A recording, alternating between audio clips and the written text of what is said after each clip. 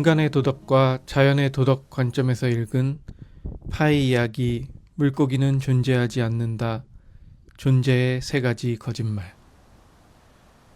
2025년 한 해를 정리하면서 작년 연말에 읽었던 책들에 대해 나누고 싶어서 영상을 만들어 봅니다. 2025년에 제가 가장 천착했던 화두는 인간의 도덕과 자연의 도덕입니다. 제가 이 표현을 처음 만난 것은 이창동 감독의 영화 버닝을 통해서였습니다. 영화 버닝의 캐릭터 중 하나인 벤은 주인공 종수에게 자신이 2달에 한 번 정도 비닐하우스를 태운다고 이야기합니다. 벤은 한국에는 쓸모없고 지저분해서 눈에 거슬리는 비닐하우스가 정말 많다. 걔네들은 내가 태워주기를 기다리는 것 같다고 합니다. 그 비닐하우스가 타는 모습을 보면서 뼛속까지 울리는 베이스를 느낀다고 합니다. 그러자 종수는 그게 쓸모없고 불필요한 건지는 형이 판단하냐고 벤에게 물어봅니다. 그러자 벤은 대답합니다. 나는 판단 같은 거 하지 않아요. 그냥 받아들이는 거지. 그것들이 태워지기를 기다리고 있다는 거를. 나는 판단 같은 거 하지 않아요. 그냥 받아들이는 거지. 그것들이 태워지기를 기다리고 있다는 거를. 그건 비 같은 거예요. 비가 온다. 강이 넘치고 홍수가 나서 사람들이 떠내려간다. 비가 판단을 해? 거기에 옳고 그른 건 없어요. 자연의 도덕만 있지. 자연의 도덕이란 동시존재 같은 거예요. 영화의 이 대목을 통해 자연의 도덕이라는 관점을 의도적으로 인식하기 시작하면서 제가 세상을 바라보는 관점에 변화를 경험하게 되었고 자연스레 책을 읽으면서 주목하게 되는 부분도 영향을 받게 되었습니다. 이 화두가 제 머릿속에 계속 머무르다 보니 무엇을 읽든지 그 내용들이 저 개념과 연결되어 해석되는 것은 아닌지 아니면 저 개념과 연관된 책들을 본능적으로 제가 더 찾아서 읽은 것인지 모르겠지만 어쨌든 작년 연말에 끝낸 3권의 책, 오늘 이 영상에서 다루려고 하는 책들을 읽으면서 책 속의 내용들을 저 화두로 연결지으면서 의도치 않게 즐거운 독서 경험을 하게 되었습니다. 이런 독서 방법을 특별히 뭐라고 이름을 붙일 수 있을지는 모르겠지만 하나의 화두, 주제, 키워드를 마음에 담아두고 지금 읽고 있는 책에서 그 관점을 찾아내 저자와 또는 등장인물과 대화를 나누듯이 책을 읽는 방법도 재미있는 독서 방법이 아닐까 하는 생각이 들었습니다. 자, 그렇게 제가 읽은 3책, 캐나다 작가 얀 마텔의 소설 파이 이야기, 룰루 밀러의 자전적 에세이 물고기는 존재하지 않는다, 그리고 아고타 크리스토프의 새 소설을 묶은 책 존재의 3 가지 거짓말입니다. 파이 이야기는 몇 년 전에 이안 감독이 만든 영화를 정말 재미있게 봐서 어떤 이야기인지 그 내용은 잘 알고 있었지만 사실 이 영화는 압도적으로 신비롭게 아름다운 영상미 때문에 오히려 영화에서 그 내용에는 집중이 잘 안 되었던 것 같습니다. 그런데 작년에 가족들과 LA에서 라이프 오브 파이라는 연극을 봤는데 영화의 내용이 잘 생각이 안 나다 보니 아니 이런 내용도 있었어? 하는 생각이 드는 부분이 꽤 많이 있었습니다. 그러고 나니 책으로도 한번 읽어보고 싶어졌습니다. 보통 책을 영화화한 경우에는 영화의 책의 내용이 상당 부분 빠지는 경우가 많잖아요. 그래서 책으로 천천히 읽으면서 그 내용들을 여유를 가지고 소화시켜야겠다는 생각을 하게 되었습니다. 2번째 책 물고기는 존재하지 않는다는 3, 4년 전에 한국에 번역 출판된 책이죠.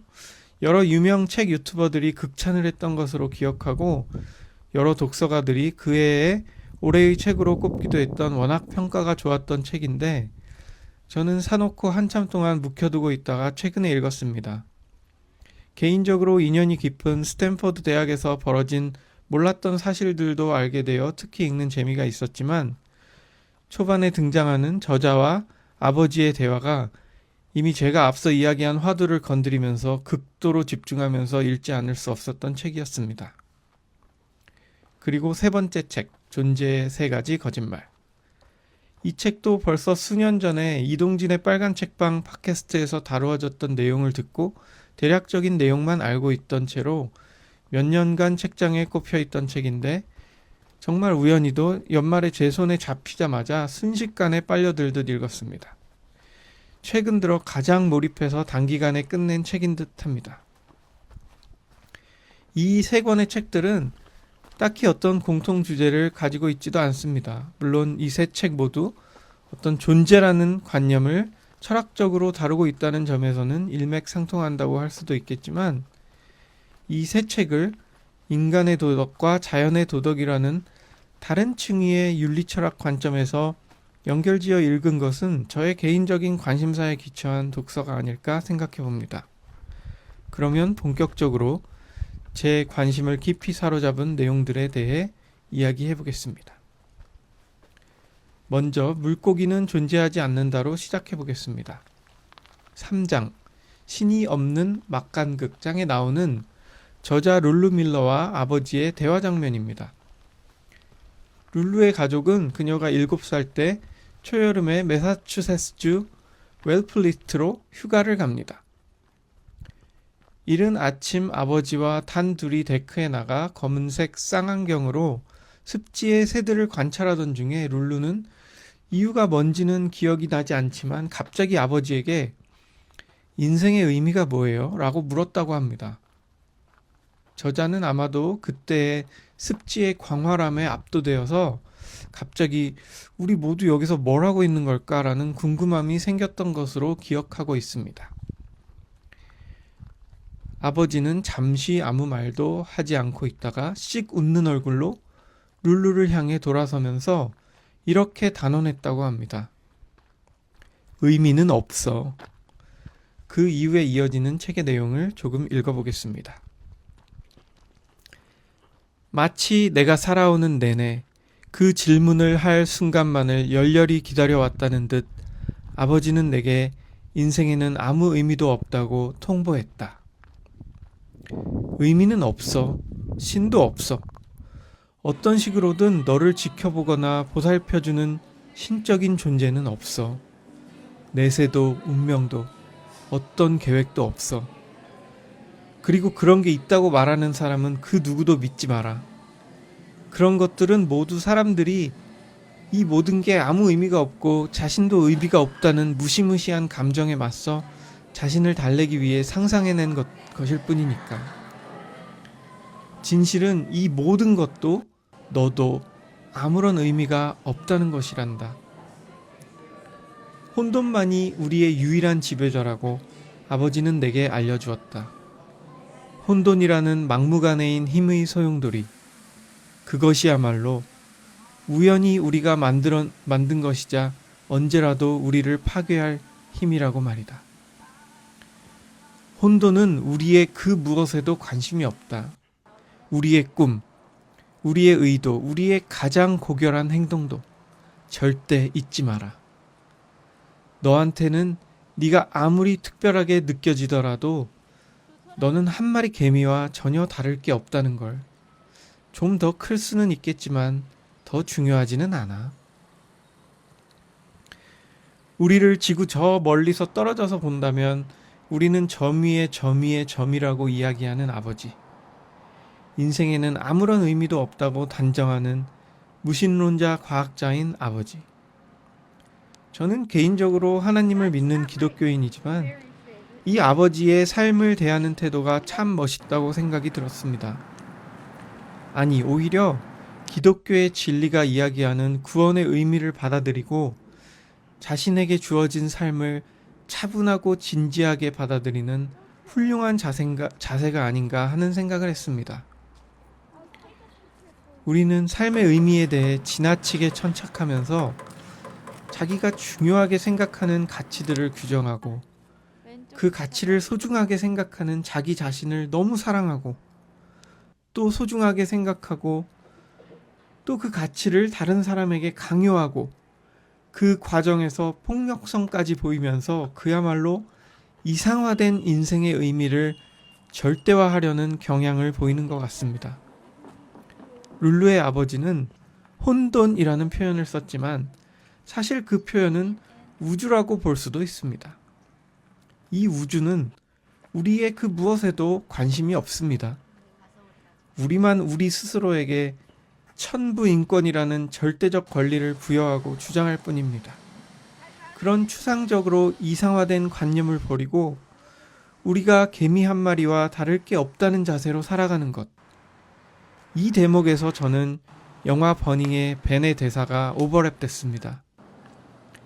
자연의 도덕의 관점에서 판단하지 않고 있는 그대로 내 삶을 받아들이는 자세. 우주적인 관점에서 보면 우리의 삶은 정말 점 위에 점 위에 점, 먼지 위에 먼지일 뿐입니다. 너무 아둥바둥 악착같이 목매여 어떤 가치를 절대화하며 살아갈 필요가 없다고 생각합니다. 그렇다고 이런 삶의 자세가 허무주의에 빠져 되는 대로 아무렇게나 막 살아도 된다는 의미는 절대 아닙니다. 오히려 강요되는 사회적 가치나 관습에 얽매이지 않고 자유롭게 살아갈 수 있는 출발점이 될 수 있습니다. 저는 룰루의 아버지가 이야기한 인생에는 아무 의미도 없다라는 뜻은 인생이 가치가 없고 불필요하다는 것이 아니라 우리가 목숨처럼 지키고 따라야 할 정해진 의미가 없다는 뜻으로 읽었습니다. 그런 정답은 없으니 인생의 의미는 각자가 스스로 찾고 만들어가는 것일 뿐입니다. 자신의 존재의 의미를 확인시켜줄 엄청난 진리에 눈을 떴다고 해도 그것을 남들에게 강요하지 않고 스스로 그 의미를 향해 나아가는 삶. 그것이 바로 아무 의미도 없는 인생의 의미가 아닐까 생각해 봅니다. 이제 파이 이야기로 넘어가 봅시다. 파이는 인도에서 태어난 자란 소년입니다. 아버지가 동물원을 운영하던 중 캐나다로 가족이 이민을 결정합니다. 파이 가족은 동물원에서 함께 살던 여러 동물들을 태운 일본 여객선 침춤호를 타고 태평양을 건너가던 중 큰 폭풍을 만나 배가 침몰합니다. 파이는 운 좋게 살아남아 부상당한 얼룩말, 하이에나, 오랑우탄, 그리고 리처드 파커라는 이름을 가진 호랑이와 함께 구명보트에서 구조를 기다립니다. 태평양의 한가운데 남겨진 작은 구명보트, 그 좁은 공간에서 생존해야 하는 여러 종의 생명체들. 이 관계에서 더 이상 평화로운 사회에서나 생각할 수 있는 인간의 도덕은 기대할 수 없습니다. 굶주린 하이에나가 먼저 부상당한 얼룩말을 잡아먹으려 달려듭니다.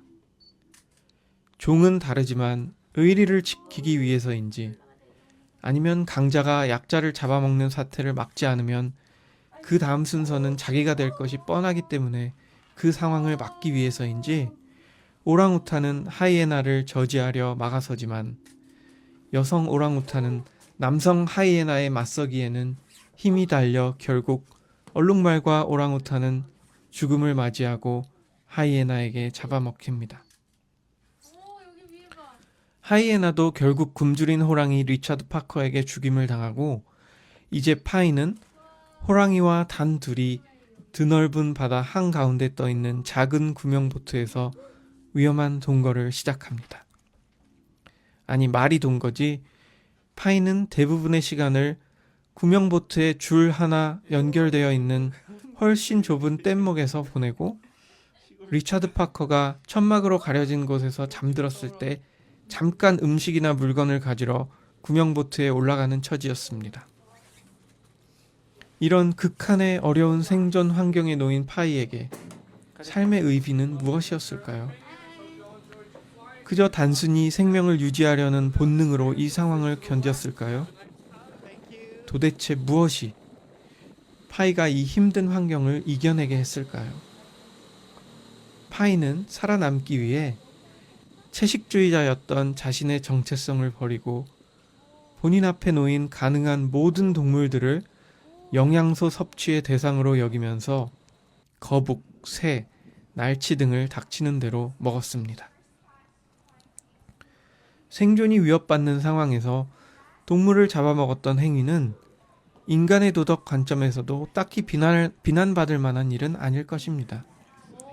오늘날 우리가 섭취하는 거의 대부분의 육류가 산업화된 형태로 소위 고기로 만들기 위해 길러지는 동물들에게서 온 것을 생각하면 파이의 행위는 어쩌면 그보다 훨씬 자연스럽고, 특히 동물을 죽일 때마다 미안한 마음을 드러내는 파이는 오히려 더 윤리적인 존재라 하겠습니다. 그런데 소설의 끝부분으로 가서 파이가 멕시코 해안에서 발견되어 구조된 뒤 해상보호회사에서 나온 조사원들과 나눈 대화에서 우리는 또 다른 상상을 불러일으키는 이야기를 듣게 됩니다. 동물이 나오는 버전의 이야기가 아니라 다리가 부러진 일본 선원, 파이의 어머니, 침추모 선박의 요리사, 그리고 리차드 파커가 아닌 파이 그 자신의 이야기, 이 사람들이 등장인물로 나오는 이 이야기에 따르면 구명보트에서 벌어졌던 일들의 사실 버전 이야기는 살인과 식인을 상징하고 있는 것으로 들립니다. 우리는 227일간 태평양 한가운데에서 표류했던 소년이 구명보트에서 생존하기 위해 했던 일들을 인간의 도덕 관점으로 판단할 수 있을까요? 아니면 자연의 도덕 관점에서 받아들일 수 있을까요? 앞에서도 잠깐 말씀드렸지만 제가 파이 이야기를 영화로도 연극으로도 봤지만 책으로 꼭 읽으려고 했던 이유는 분명 책에는 영화나 연극에서 등장하지 않는 장면이 있을 것이라는 생각이 있었기 때문이었습니다. 역시나 상당히 인상적인 장면이 책에만 등장했습니다. 바로 파이는 극도의 탈진과 영양결핍 상태에서 실명 증상을 보이는데, 이때 난파된 배에서 살아남은 또 다른 생존자를 만나게 됩니다. 이 생존자는 프랑스인이라고 소개되는데, 이 사람 역시 시력을 잃은 상태이고 정신도 거의 붕괴된 상태입니다. 파이와 프랑스인 생존자 모두 극도의 굶주림으로 제정신이 아닌 상황에서 음식에 대한 이야기를 나누고, 이 프랑스인은 파이를 배 위로 유인해 죽이고 잡아먹으려는 의도를 드러냅니다. 다행히 그 순간 리차드 파커가 등장해 이 프랑스인을 공격해 죽이고, 굶주림의 절정에 있었던 파이는 결국 이 프랑스인의 시체를 먹게 됩니다. 우리는 또다시 궁금해집니다. 이 프랑스인 생존자는 정말 실존했던 사람이었을까요? 파이는 보험회사에서 나온 조사원에게 이 프랑스인과의 에피소드에 대해서는 침묵합니다. 우리가 알고 있는 타인의 이야기, 대체로 타인의 말을 통해 정제되고 재구성된 인간의 도덕이라는 필터를 거쳐 나온 것들입니다. 그러니 우리의 타인에 대한 판단은 오판일 가능성이 매우 큽니다. 하루하루 수많은 인간관계 안에 살고 있는 우리는 겉으로는 인간의 도덕이라는 울타리 안에 살고 있는 것 같지만, 어쩌면 이 울타리 안에 있는 모두가 그 안에 자연성을 숨긴 채 도덕적인 채 하며 살고 있지만, 언제든지 무기를 꺼내들고 공격할 수도 있을지 모릅니다. 그러나 이것도 또한 자연의 도덕 관점에서는 딱히 비판할 수도 없는 상황일 수 있겠습니다. 우리가 파이의 행동을 받아들일 수도 있는 것처럼 말이죠. 여러분은 지금 저를 너무 극단적이라고 생각하실 수도 있겠습니다. 그런데 여러분이 정말 너무나도 취업하고 싶은 회사의 최종 면접에서 마지막 남은 2명의 지원자의 자리에 있다고 생각해 보세요. 여러분의 마음과 프랑스인 생존자를 만난 파이의 마음이 근원적으로 크게 다를까요? 오징어 게임의 상황이 아니라면 당연히 그 상황에서 여러분께서는 다른 지원자를 죽이시지는 않겠지만, 근원적인 차원에서 누구라도 마음에 품을 수 있는 생각들, 저 사람이 실수하기를 바라고 나에게는 어떤 행운이 따르기를 바라는 이런 마음도 내가 원하는 것을 얻어내겠다는 욕망이 우리 안에 있으면 공정성 같은 인간의 도덕적 윤리적 기준은 우리가 쉽게 못 본 척할 것입니다. 여러분은 어떠실지 모르겠지만 저는 하루하루 그렇게 살아가는 것 같습니다. 이제 마지막으로 존재의 3가지 거짓말 이야기를 해보겠습니다. 이 책은 아고타 크리스토프의 새 장편소설 비밀노트 타인의 증거 50년간의 고독을 까치 출판사에서 한 권으로 합본 출판한 책입니다. 3편의 소설은 겹치는 것으로 추정되는 인물들, 시간과 장소적 배경 때문에 하나의 소설을 1, 2, 3부라고 오해받을 수도 있지만 사실은 독립적인 3편의 소설이라고 합니다. 하지만 분명 3편 전체를 관통하는 공통된 정조를 느낄 수가 있어서 다음 편을 읽을 때 전편의 내용을 머릿속에서 떠올리며 연결 지으려는 노력을 저는 쉽게 컨트롤할 수가 없었습니다. 이 책도 역시 읽는 내내 인간의 도덕과 자연의 도덕이라는 관념이 제 머릿속을 계속 맴돌았습니다. 이 책에는 등장하는 거의 모든 인물들이 인간의 도덕이라는 관점에서 보면 비도덕적이고 또는 비윤리적이거나 보편적으로 받아들이기 어려운 성향을 가진 것 같습니다. 하지만 그 인물들의 행동을 읽고 나면 도덕적으로 비난하고 비판하고 싶은 마음이 들기보다는 오히려 안타까움, 공감의 마음이 들었습니다. 전쟁이라는 비참한 환경 때문이기도 하고 여러 사연으로 가족으로부터 또 사회로부터 버림받은 사람들이었기 때문이기도 할까요? 연약해질 수밖에 없는 환경, 이 환경에서 더 강인해지는 루카스와 클라우스. 하지만 더 강인해진 모습이 오히려 더 가슴 아프게 느껴지는 그들을 보며 우리가 그동안 생각했던 윤리의 경계는 흐릿해지고 더 이상 판단은 불가능해집니다. 이번 에피소드에서는 제가 작년 연말에 마무리하며 읽었던 3권의 책을 인간의 도덕과 자연의 도덕이라는 개념에 비추어 이야기해봤습니다.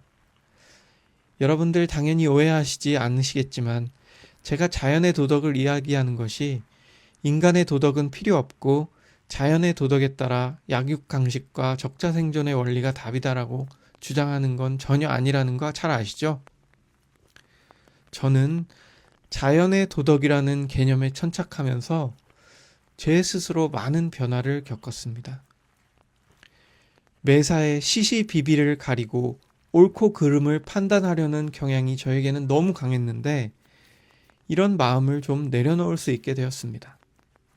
그러고 나니 예전에는 너무 화가 나고 불편해하던 상황들이 이제는 훨씬 더 너그럽게 받아들일 수가 있게 되었습니다.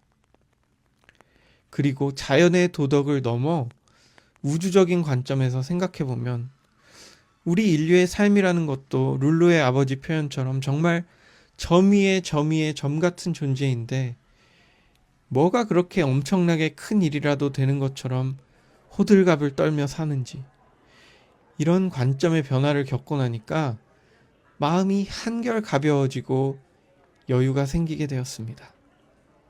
그런 점에 있어서 2025년은 저에게 어쩌면 크게 성장한 한 해였던 것 같기도 합니다. 제가 책에 대한 이야기가 하고 싶어서 이 채널을 만든 지도 벌써 몇 년이 흘렀는데 이제 겨우 3번째 에피소드입니다. 이번 에피소드는 그야말로 제 스스로 제가 지난 연말에 읽었던 3권의 책을 한번 정리하고 싶어서 제 자신을 위해 만들었기도 합니다.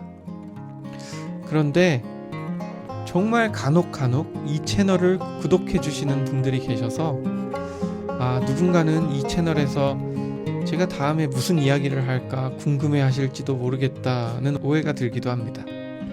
너무나 오랜만에 올린 이 영상 누군가 들어주신다면 정말 감사드린다는 말씀을 전하고 싶습니다. 그럼 다음에 만나요.